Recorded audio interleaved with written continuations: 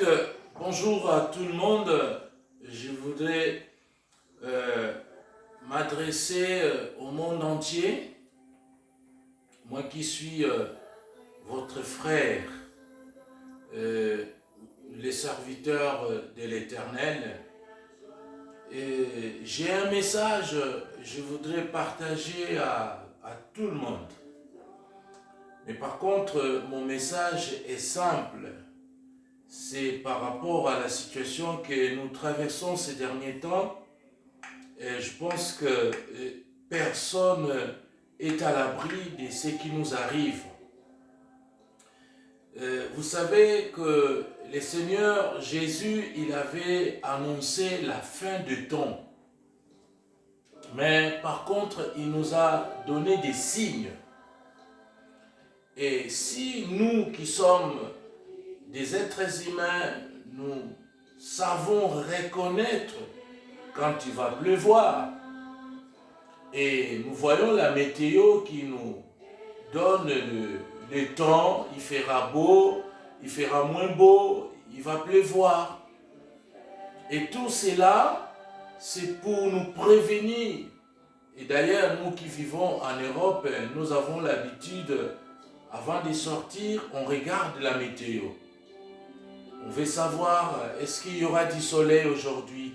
Et en même temps, tu peux t'habiller conformément au temps. Alors, qu'est-ce que je veux dire par là? J'ai regardé la Bible, j'ai scruté la Bible, je peux dire, et avec la révélation que Dieu m'avait donnée, et j'ai trouvé un message que je voudrais partager à tout le monde. Et mon message consiste quand Israël était en Égypte. C'est vrai qu'il y a eu des plaies parce que Dieu s'adresse à Moïse en disant « Va vers Pharaon et tu diras à Pharaon de laisser partir mon peuple pour me servir dans le pays sur lequel je te montrerai. » Et Moïse a bien obéi à Dieu. Et Moïse est allé voir Pharaon et que Dieu avait endurci le cœur de Pharaon. Mais pour le but de faire savoir sa gloire. Mais bien aimé, vous savez, nous prions un Dieu qui aime la gloire. Et d'ailleurs, dans la Bible, c'est marqué quelque part qu'il ne partagera jamais sa gloire avec un homme. Alors, bien entendu, Moïse obéit à cet ordre. Il va voir Pharaon qui va résister au message que Moïse va l'annoncer. Mais par conséquent, vu l'endurcissement du cœur de Pharaon, eh bien Dieu décida d'infliger des plaies à ce peuple d'Égypte par son roi Pharaon qui avait résisté à la voix de Dieu. Et qu'est-ce qui va se passer? Il y aura des plaies. La Bible nous parle des 10 plaies. Mais par contre, je ne suis pas là pour vous parler de ces 10 plaies. Mais je voudrais vous parler de la dernière plaie. Parce que par celle-là, ça va faire quand même mal. Nous avons vu comment Pharaon va résister à la première plaie. Quand il y aura les grenouilles qui vont tomber partout dans les pays. Les grenouilles dans les champs, dans les chambres. On voit des grenouilles partout. Mais cela n'a pas fléchi le cœur de Pharaon. C'est au contraire. Ça endurcit encore son cœur. Et Dieu envoya encore la deuxième plaie qui était les moustiques. Pareil, les moustiques ils vont s'équiper pour que ces moustiques soient morts. Et ils vont résister. Et il y aura une troisième plaie. Et la troisième plaie, c'est quoi? C'est les mouches venimeuses. Ils ont été piqués par des mouches venimeuses. Mais Pharaon va résister encore. Et il y aura la quatrième plaie. Et qui est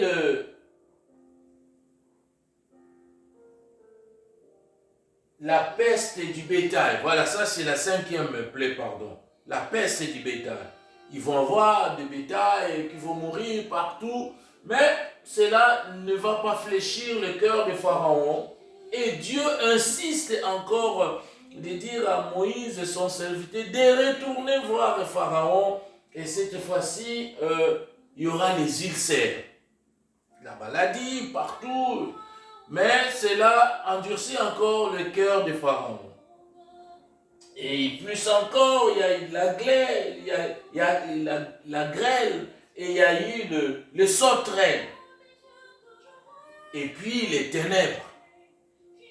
Mais j'aime bien, je vais lire avec vous un passage dans la Bible qui dit ceci dans Exode chapitre 11. Parce que là, maintenant, Moïse annonce la 10e plaie. La 10e plaie, mes bien-aimés, ça ne va pas être facile. Cette fois-ci, c'est la mort. La mort des premiers-nés des Égyptiens. Je vais lire un passage dans Exode chapitre 11 et du 1er au 3e verset. La Bible dit ceci. L'Éternel dit à Moïse, je vais envoyer une dernière plaie au Pharaon et à l'Égypte. Après quoi, il vous laissera partir d'ici. Quand enfin il vous laissera partir, il ira jusqu'à vous chasser d'ici. Voyez, j'aime bien la manière dont Dieu dit à Moïse avec certitude. L'Éternel dit, je vais envoyer une dernière plaie au Pharaon. Dieu précise, maintenant c'est une dernière, parce que Dieu en avait envoyé plusieurs et qui n'ont pas fléchi le cœur de Pharaon. Vous voyez, c'est comme aujourd'hui on voit les gens, ils sont tellement habitués. Il y a eu des maladies, il y a eu des choléra, il y a eu d'Ebola, il y a eu je ne sais pas quoi. Et ils ont trouvé toujours des astuces pour s'éclipser à ces fléaux. Donc c'est pour dire que malgré ces fléaux, mais les hommes continuent toujours à s'entêter à l'appel de Dieu. Mais ce que j'ai beaucoup aimé, Dieu lui-même confirme à son serviteur Moïse que mais cette fois-ci, cette plaie, elle sera la dernière. Parce qu'après, il n'y en aura plus. C'est comme si Dieu avait regardé dans son grenier des plaies. Il a envoyé la première, ça n'a pas marché. La seconde, ça n'a pas marché. La troisième, la quatrième, la cinquième, la sixième, la septième, la huitième et la neuvième. Vous vous rendez compte, un homme qui résiste à toutes ces bombes que Dieu est en train d'envoyer à cette terre qui est Égypte pour que son peuple, pour que l'Égypte puisse comprendre que ce peuple ne mérite pas de rester avec nous, parce que le temps que ce peuple restera avec nous, nous allons souffrir. Mais le but c'était que Pharaon puisse se débarrasser de ce peuple. Et Pharaon avait du mal. Pourquoi à travers les Israélites, il tirait bénéfice? Pourquoi? Parce que ce sont les Israélites qui ont construit l'Égypte que nous voyons aujourd'hui. Quand on parle des pyramides et qui étonnent le monde entier, l'intelligence, les savoirs de construire ces monstrueux. Ouais, c'est ça le problème. C'est les Israélites qui ont construit et qui ont fait ces constructions.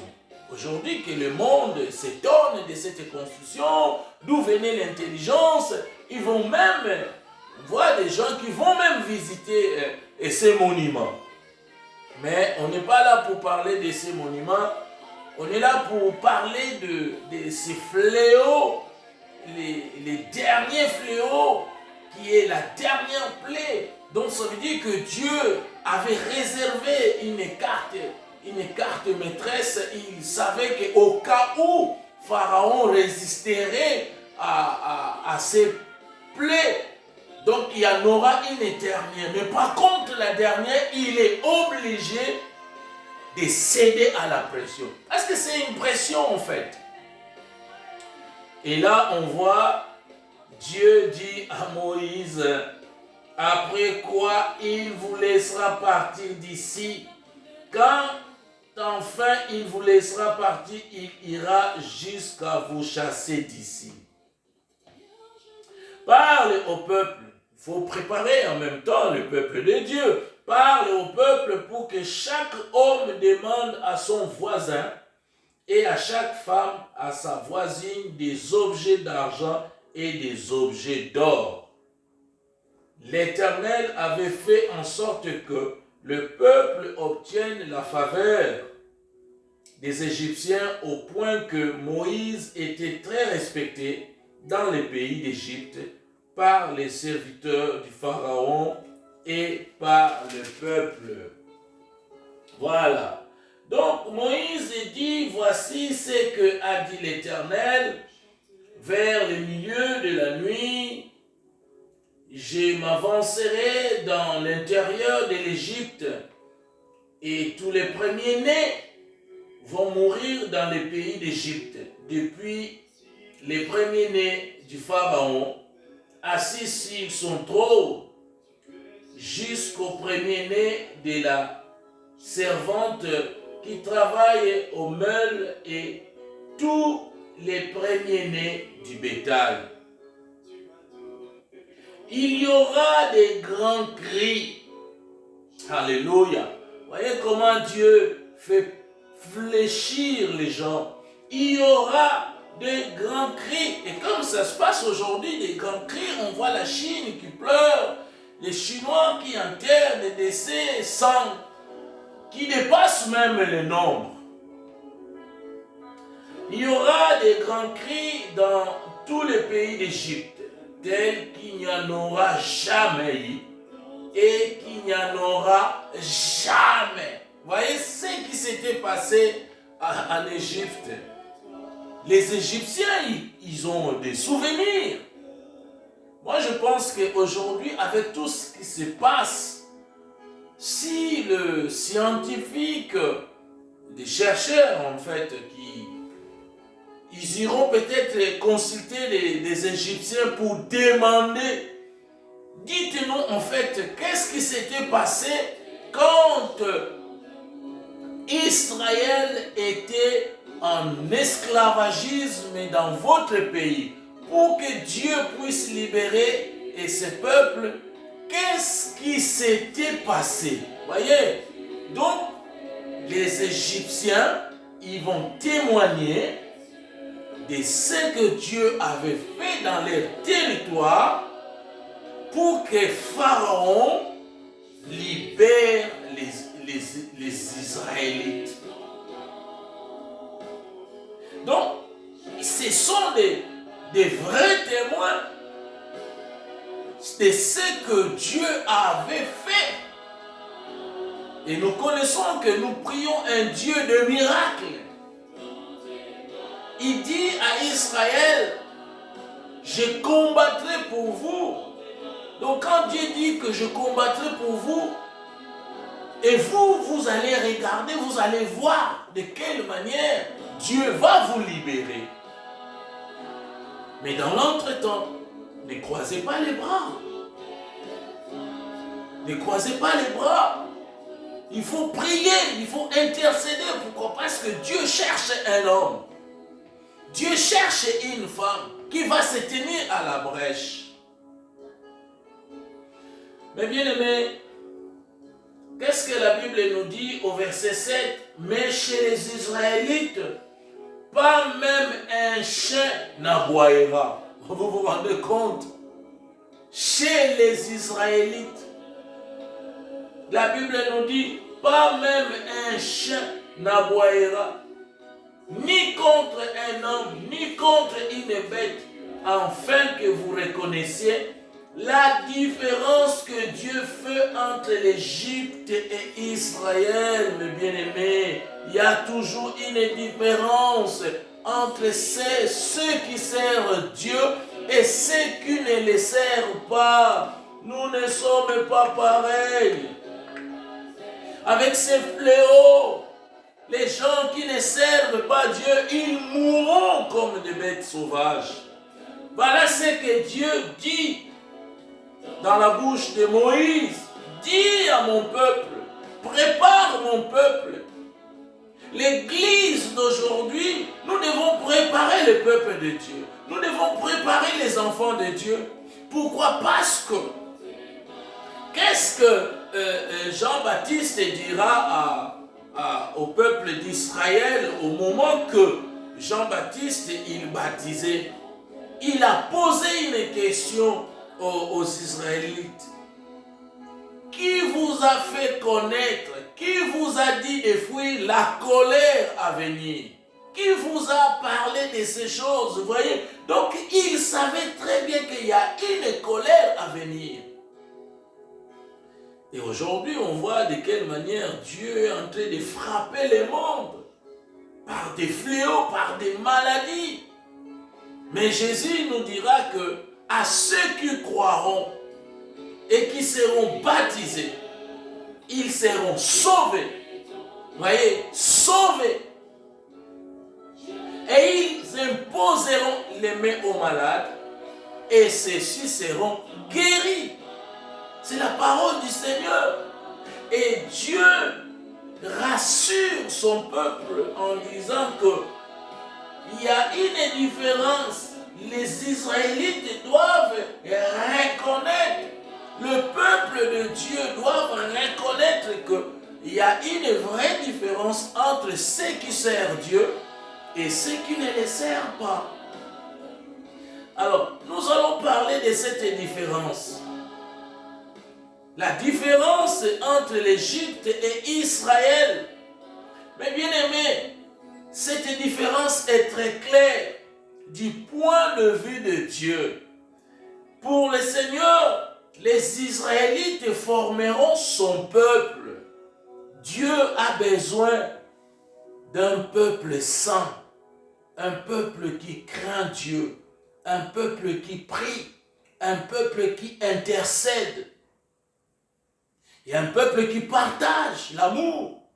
Et nous voyons notre monde est rempli d'injustice. Quel que soit tout ce qui peut se passer dans ce monde, mais je vous garantis que Dieu, il a un grand peuple. Nous sommes nombreux. Même si on est confinés dans nos maisons, ils essayent de nous faire voir que réduisez les nombres, même dans des églises, aujourd'hui, on ne peut plus se rencontrer pour prier notre Dieu. Mais dans nos maisons, nous pouvons continuer de le faire. Et nous allons continuer de divulguer le message de Dieu. Rien ne nous arrêtera, mes bien-aimés. Donc, à l'heure actuelle où je suis en train de faire cette vidéo, je l'ai fait chez moi. Pourquoi? Parce que c'est le seul moyen que je peux partager avec le monde entier. Bien entendu, nous avons des moyens qui qui ont été mises en place avec YouTube, nous avons la facilité de communiquer les messages. Alors, parlons de cette différence que nous avons dit que les Israélites formeront son peuple.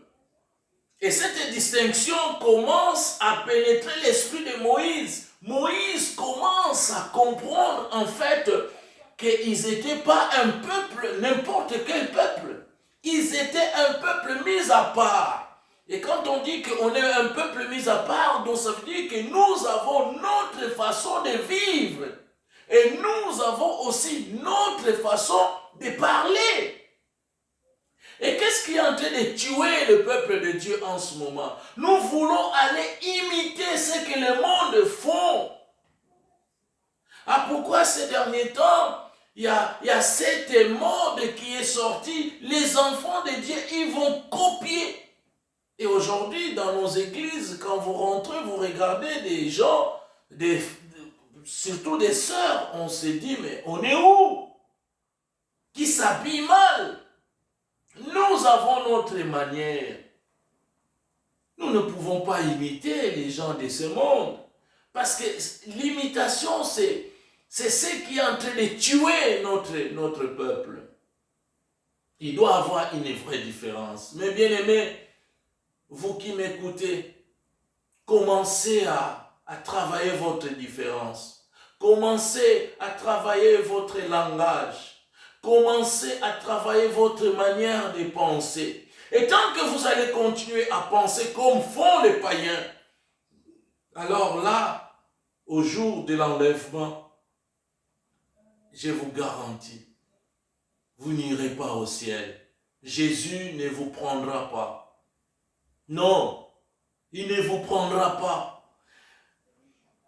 Écoutez, je voudrais quand même marquer cette différence. Quant aux Israélites, ils ne voient pour le moment que la différence entre l'esclavage et la liberté.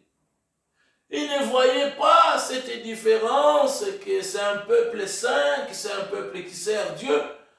Ils avaient besoin de la liberté, ils avaient besoin d'être libérés de l'esclavage. Mais plus tard dans les déserts, l'Éternel leur enseignera les lois. Et oui, vous savez, on n'est pas chrétien pour avoir le nom de chrétien. Il faut être enseigné des lois, des principes, les principes et les valeurs qui les distingueront les autres peuples. Dieu tient compte de ce que nous deviendrons et pas seulement de ce que nous sommes maintenant.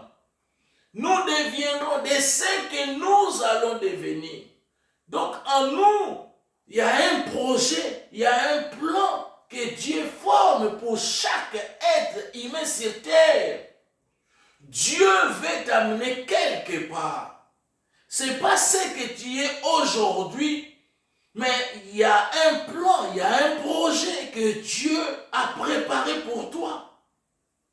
Et quel est ce projet? Comme il dit à Jérémie, j'ai formé un projet de paix pour toi et non pas de malheur. C'est quoi le projet des malheurs? Le projet des malheurs, c'est en fait quelqu'un qui est dans ce monde, qui amasse les trésors de ce monde. Voilà le projet des malheurs. Il est riche, mais c'est malheureux devant Dieu. L'apôtre Paul dit, je sais vivre dans la disette et je sais vivre dans l'abondance. Mais qu'est-ce qu'on voit aujourd'hui? Les enfants de Dieu courent vers les richesses de ce monde. Les peuples de Dieu, ceux qui ont été appelés à servir Dieu aujourd'hui, courent vers les richesses de ce monde. Et ils veulent se comparer aux gens de ce monde. Arrêtons de nous comparer à ces gens-là qui ne connaissent pas Dieu. Mais bien aimés, nous devons apprendre à connaître nos lois. Nous avons nos lois et nous avons nos principes et nous avons nos valeurs. Un chrétien, c'est quelqu'un qui partage avec son frère. Un chrétien, il est joyeux. Un chrétien, c'est quelqu'un, il est souriant. C'est pas quelqu'un qui va avoir de la haine contre son propre frère. C'est dommage. Ce n'est pas le cas parce qu'aujourd'hui, on voit dans des églises des hommes de Dieu qui se battent entre eux. Mais arrêtez avec ce genre de comportement parce que le maître, il n'est pas d'accord avec vous. Alors, mes bien-aimés, nous sommes distingués. Nous sommes distingués à d'autres peuples. Et Dieu, notre Dieu, compte de ce que nous deviendrons demain et pas seulement de ce que nous sommes maintenant. Maintenant, c'est vrai, vous pouvez m'accuser, vous pouvez me condamner, mais Dieu qui connaît mon lendemain, Dieu qui connaît mon avenir, Dieu qui connaît mon futur. D'ailleurs, moi qui vous parle, je n'étais pas serviteur de Dieu. D'ailleurs, pour ceux qui me connaissent, ils savaient très bien d'où je viens. Mais je rends gloire à notre Dieu qui m'a retiré de la boue du péché et qui a fait de moi un instrument sur lequel il veut gagner beaucoup de vies. Voilà, donc, ce que je viens de vous parler en ce qui concerne la différence.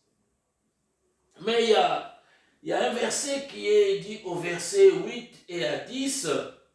Alors tous les serviteurs viendront se prosterner devant moi en disant, sors, toi et tout le peuple qui te suit. Après cela, je sortirai. Moïse quitta le Pharaon dans une ardente colère.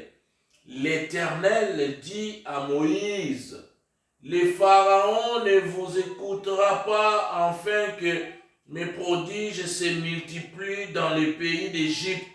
Moïse et Aaron firent tous ces prodiges devant le Pharaon.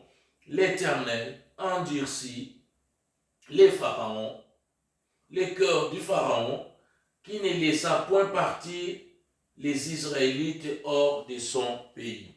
Mais par contre, Dieu avait dit que c'était la dernière plaie. Mais qu'est-ce qui va se passer?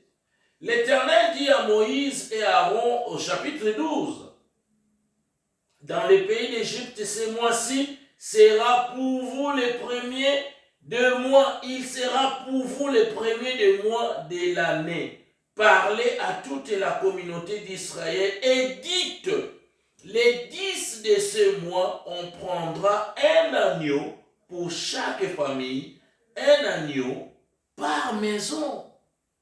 Si la famille est trop peu nombreuse, pour un agneau, on le prendra avec son voisin le plus proche de la maison, selon le nombre de personnes. Vous répartirez cet agneau d'après ce que chacun peut manger. Alors, ce sera un agneau sans défaut, mâle, âgé d'1 an. Vous pourrez prendre un agneau ou un chevreau. Vous l'aurez en garde jusqu'au 14e jour de ce mois, et toute l'assemblée de la communauté d'Israël l'immolera entre les 2 soirs. On prendra de son sang et l'on en mettra sur les 2 poteaux et sur les lintons de la porte des maisons où on les mangera.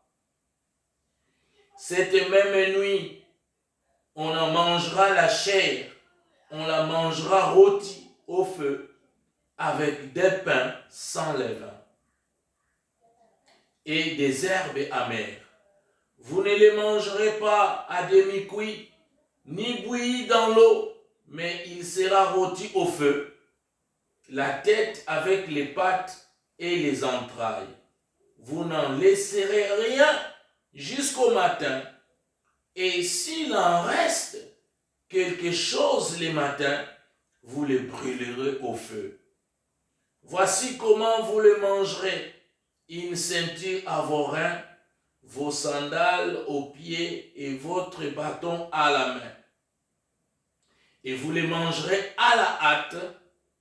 C'est la Pâque de l'Éternel. Voyez ce que Dieu voulait en quelque sorte. Dieu veut sortir son peuple, parce qu'il avait dit à Moïse que la 10e plaie sera la dernière. Effectivement, Moïse va voir Pharaon pour annoncer la 10e plaie, et Pharaon continue toujours à s'entêter, comme la dernière fois. Il est têtu, Pharaon. Il ne veut pas écouter Moïse. Et oui, parce qu'il a l'habitude de s'en sortir. Vous savez, il y a des gens qui s'en sortent toujours. Quel que soit le malheur, mais ils arrivent toujours à s'éclipser. Ils arrivent toujours à s'échapper. Mais écoutez bien, face à la Pâque, alléluia, le problème c'était quoi? Dieu voulait amener son peuple à la Pâque. Mais bien aimé, c'est la Pâque qui doit séparer toutes choses, toutes malédictions d'esclavagisme, quel que soit d'infirmité, quel que soit le problème de santé, le problème d'argent, le problème. Tout est basé sur la Pâque. Il a fallu un innocent soit immolé. Dieu amène son peuple à comprendre que la dernière plaie sera accompagnée avec quelque chose d'incroyable et que les Israélites n'ont jamais fait, n'ont jamais pratiqué. La Pâque. Alléluia. La Bible nous dit, Dieu dit au verset 11, voici comment vous le mangerez, une ceinture à vos reins, vos sandales aux pieds et votre bâton à la